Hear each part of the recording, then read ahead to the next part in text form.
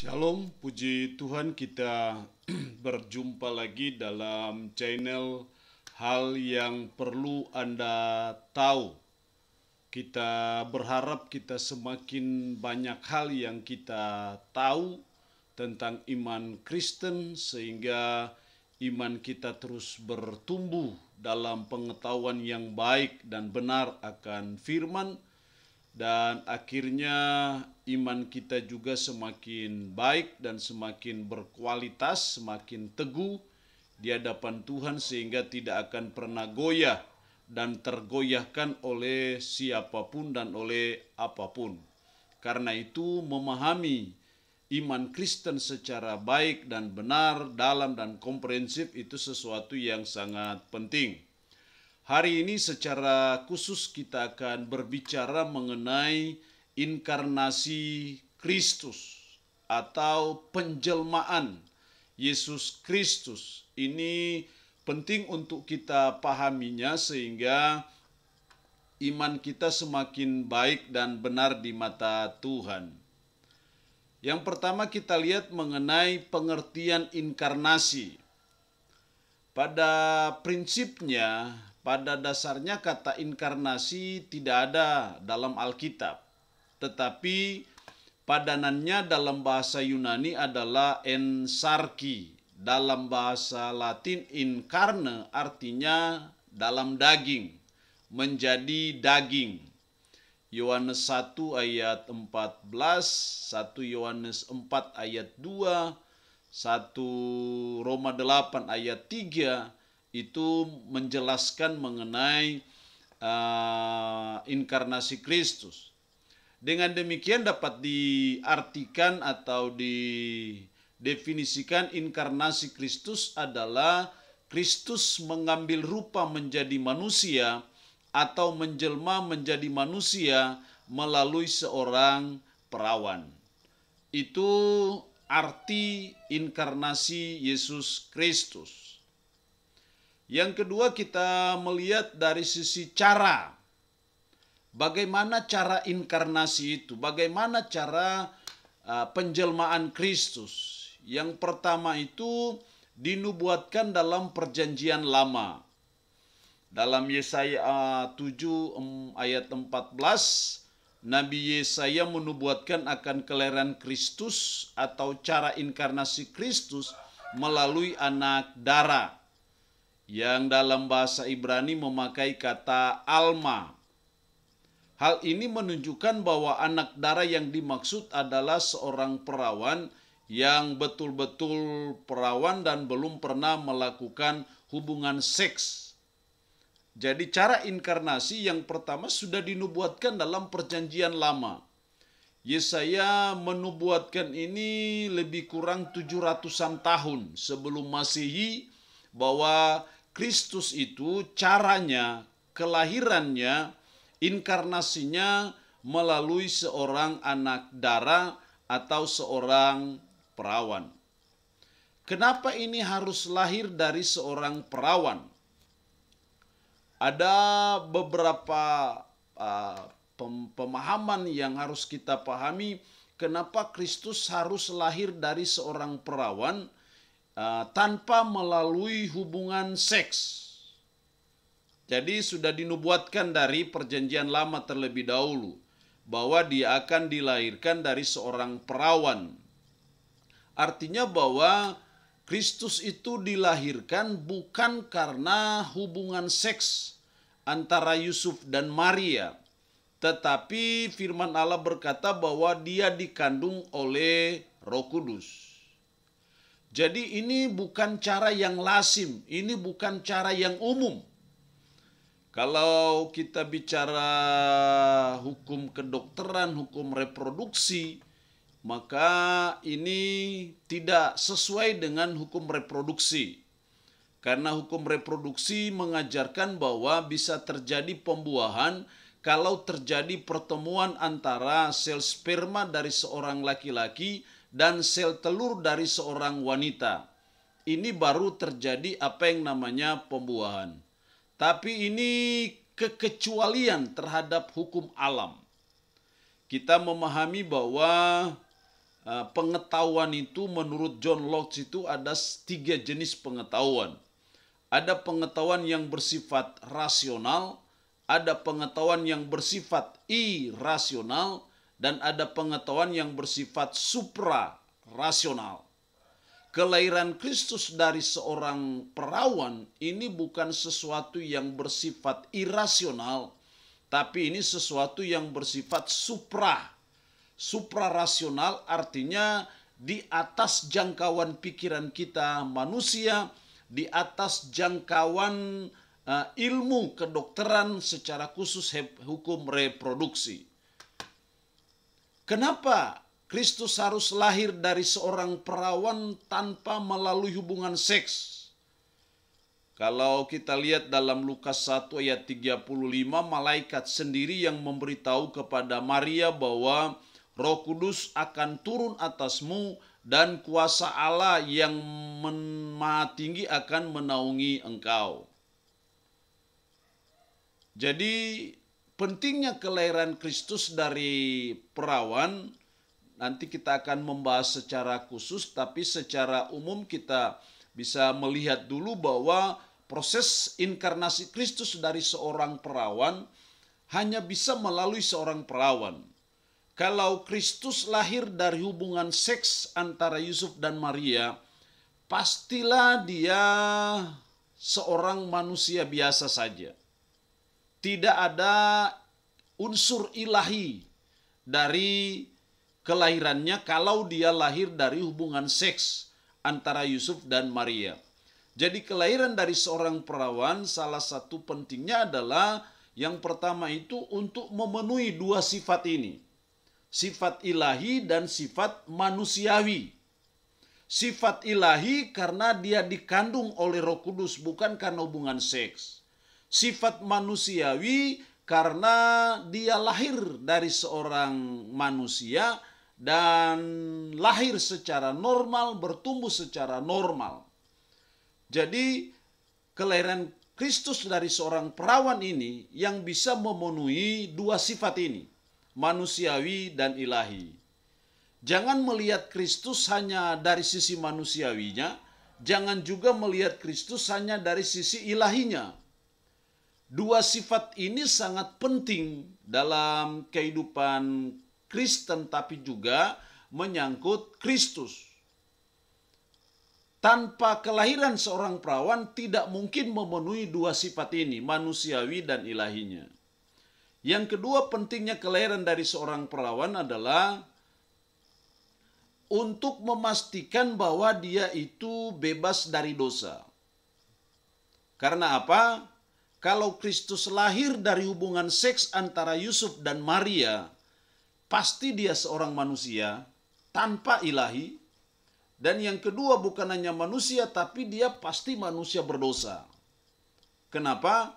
Karena kita manusia ini kan keturunan Adam dan Hawa yang notabene-nya adalah manusia berdosa. Manusia berdosa pasti melahirkan manusia berdosa.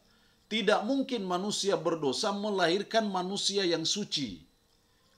Karena itu kelahiran Kristus tidak boleh secara umum seperti kita manusia dari hubungan seks. Dia hanya bisa kelahiran dari seorang perawan tanpa hubungan seks sehingga memenuhi unsur ilahi dan manusiawi, tetapi juga ketidakberdosaan Kristus. Karena kalau dia lahir dari hubungan seks sama dengan kita, pasti dia adalah manusia biasa, tidak punya ilahi, tapi juga dia adalah manusia berdosa. Nah, konsekuensinya adalah kalau dia manusia berdosa, maka dia tidak memenuhi syarat, tidak qualified untuk menebus dosa manusia. Bagaimana manusia berdosa mau menebus manusia berdosa? Itu sama dengan orang buta menuntun orang buta.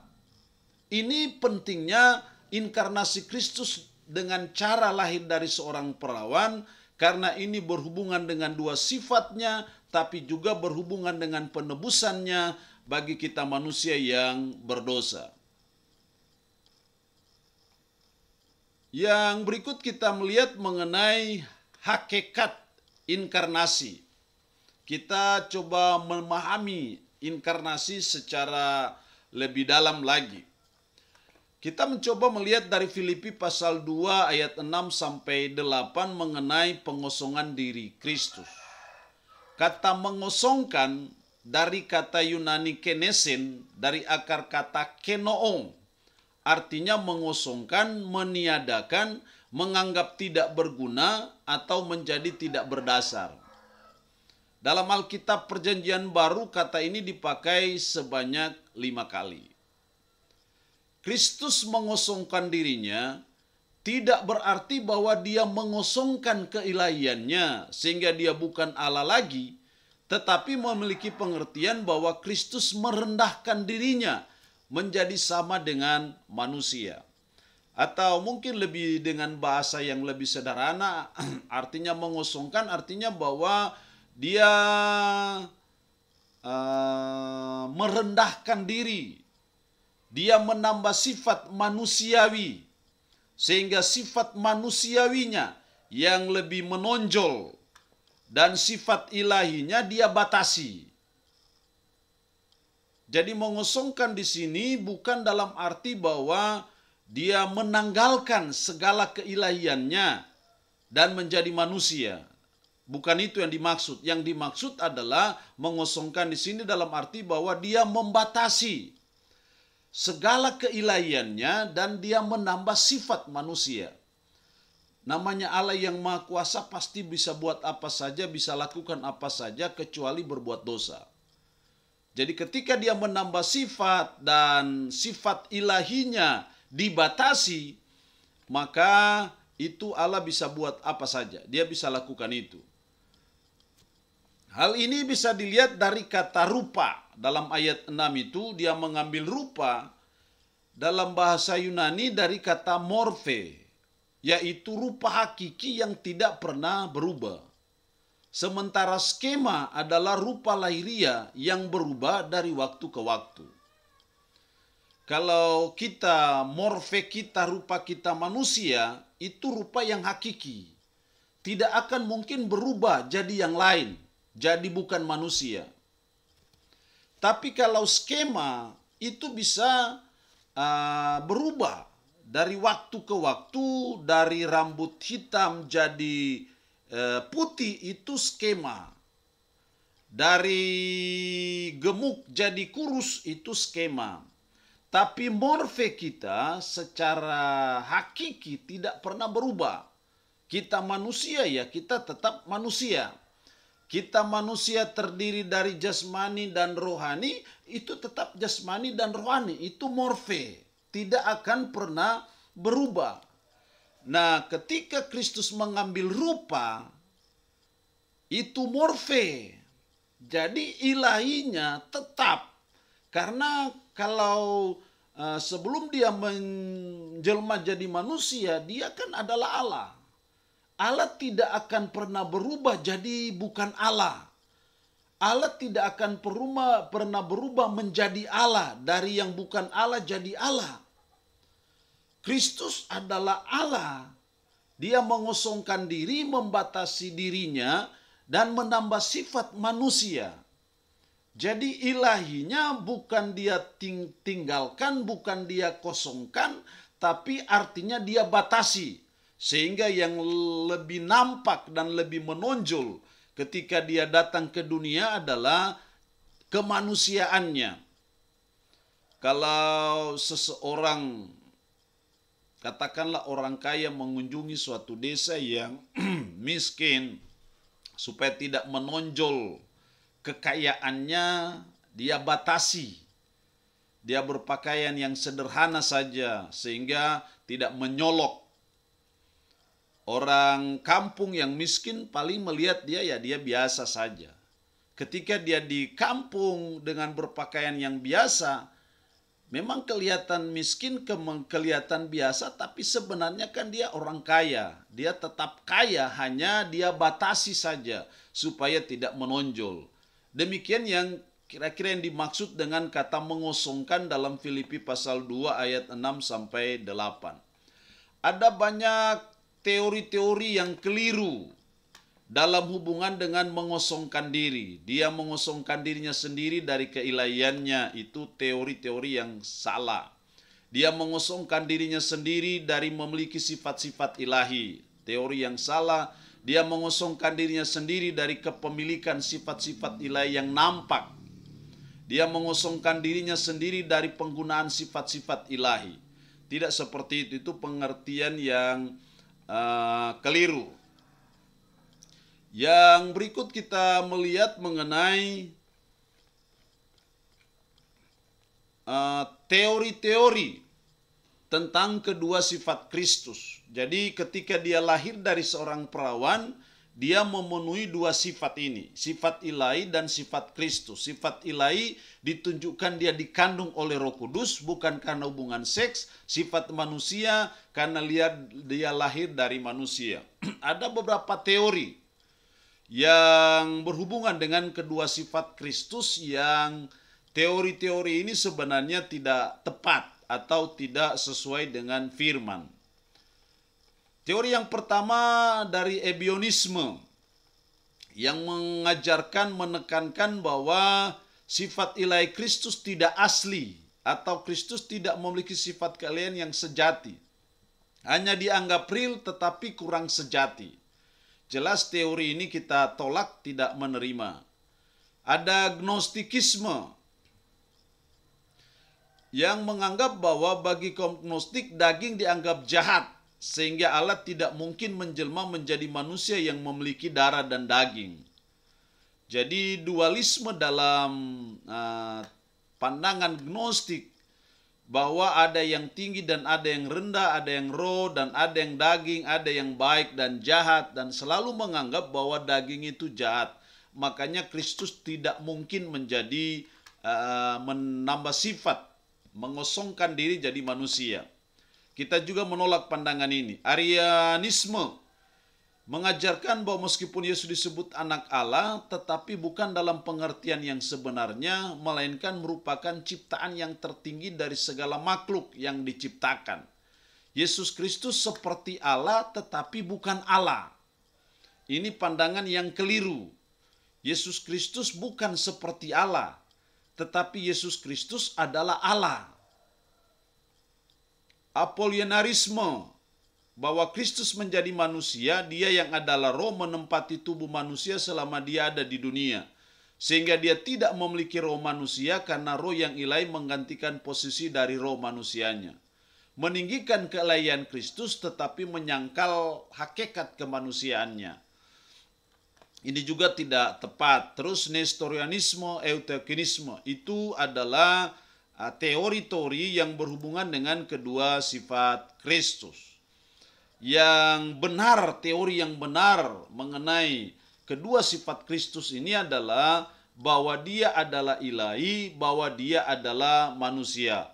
Manusiawi 100%, ilahi 100%.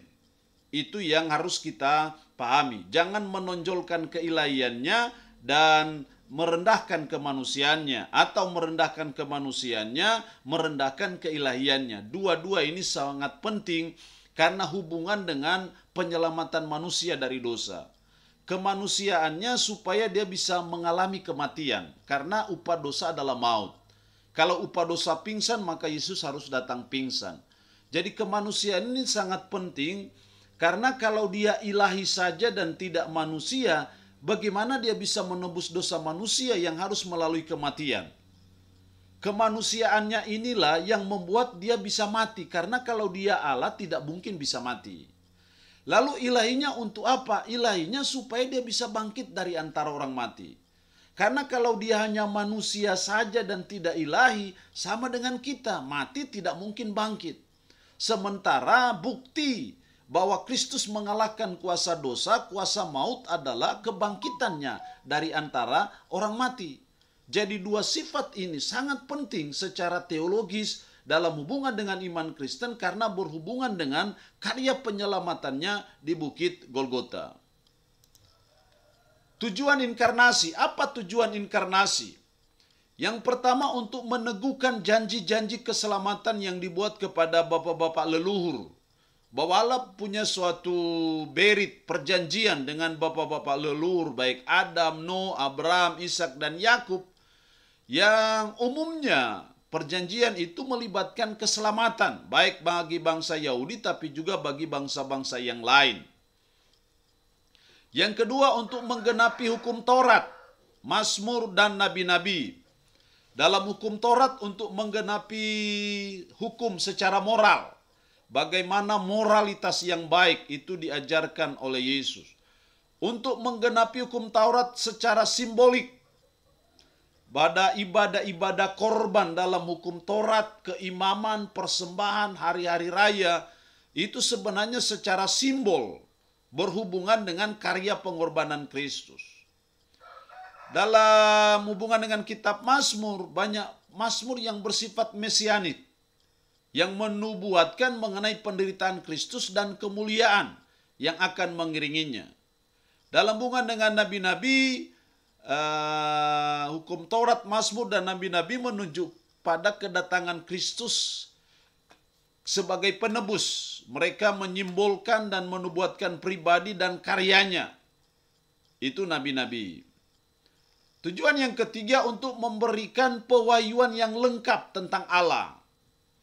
Dalam ilmu bibliologi ataupun teologi tentang Allah, kita memahami ada namanya wahyu umum, ada wahyu khusus.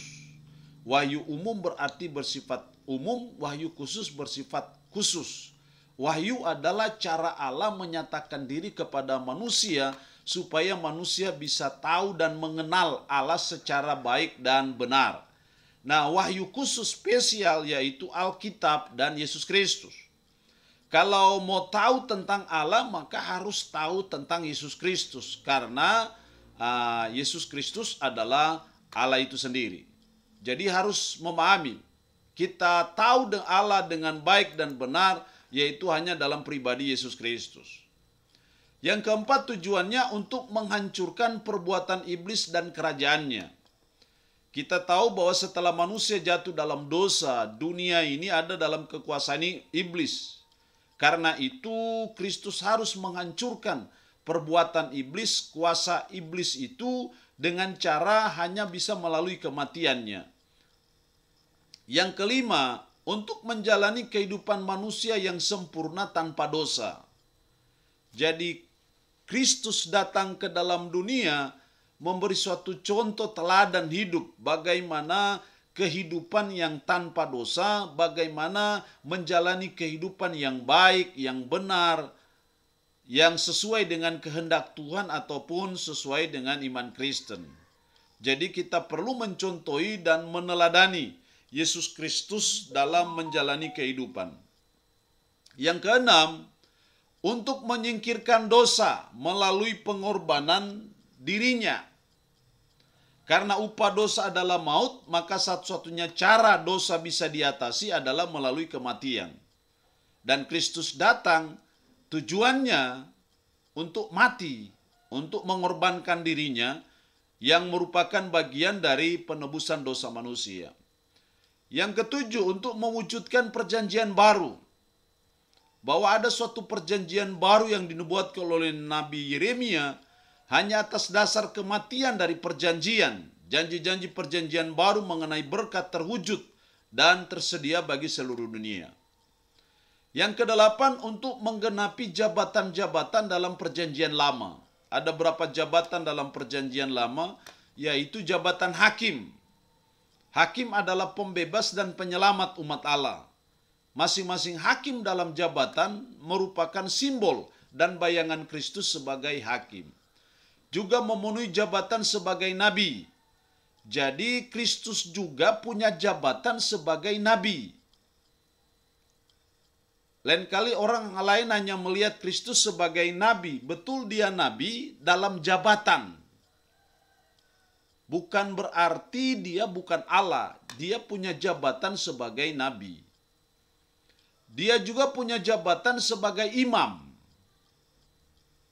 Artinya menjadi perantara Allah dan manusia.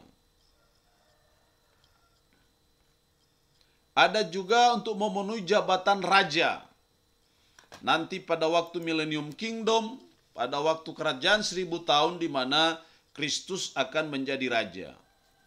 Yang 9, untuk menyelesaikan rencana penebusan dalam kedatangannya yang kedua. Karena kedatangannya yang kedua tidak pernah lepas dari kedatangannya yang pertama. Satu mengkait antara satu dengan yang lain. Kedatangan Kristus yang pertama melalui inkarnasi adalah persiapan bagi kedatangan Kristus yang kedua. Kedatangan pertama dan segala yang terlibat dalam rencana penebusan membuat jalan bagi kedatangan yang kedua.